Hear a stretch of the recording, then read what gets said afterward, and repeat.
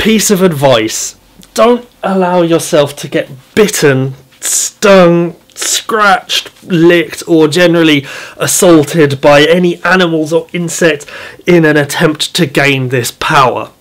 It gets itchy. This week on So You're a Superhero, we're looking at a superpower which can allow you to do pretty much anything, from climbing up walls to shooting lightning out of your hands, because damn nature, you scary! That's right, we're celebrating the theatrical release of The Amazing Spider-Man 2 by looking at a very versatile power which you can apparently only get by accident.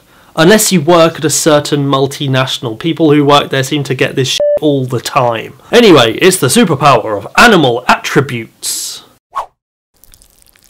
Having animal attributes means you take on the physical attributes and abilities of an animal. Pretty straightforward, right? It's about to get less so. This basically comes about through a mutagenic biological process which merges your DNA with that of an animal. That process could be anything from getting bitten by a genetically modified spider that passes its own DNA onto you, or falling into a big tub of electric eels and getting zapped half to death. It's all very circumstantial and fidgety, so there's only a very small chance you'll actually get any powers from these processes. In fact, you're much more likely to end up dead or seriously injured.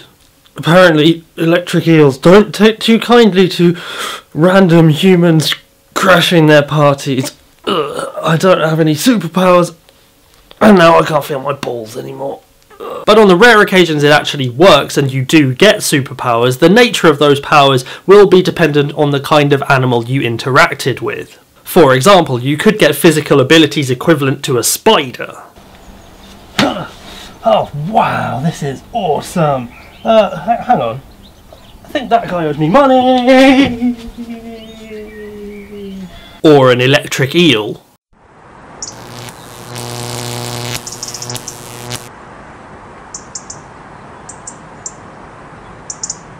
Or even a goblin.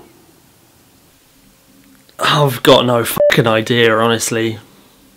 But beware, these powers generally require a great deal of self-control, often brought about by an act of extreme irresponsibility causing the death of a loved one. Otherwise, your powers will inevitably cause you to go crazy and or evil.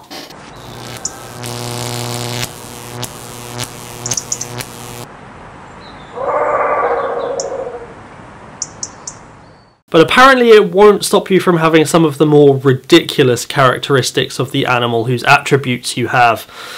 That can make a villain look considerably less badass.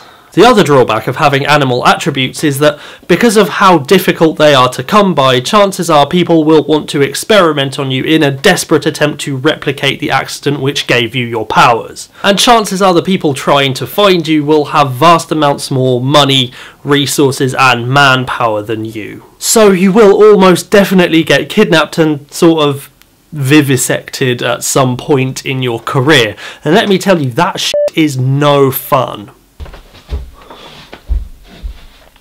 I think they took a bit of my brain out. I don't know why they would...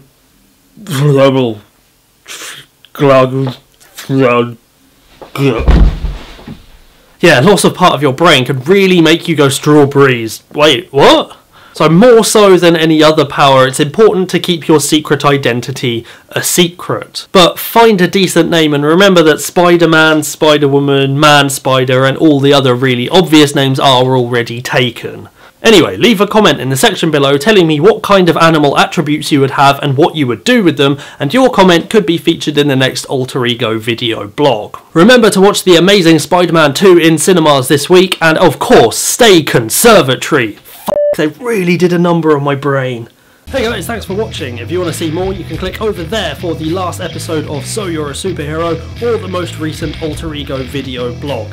You can also click down there to subscribe to my channel, like and favourite the video if you enjoyed it, and of course, stay super.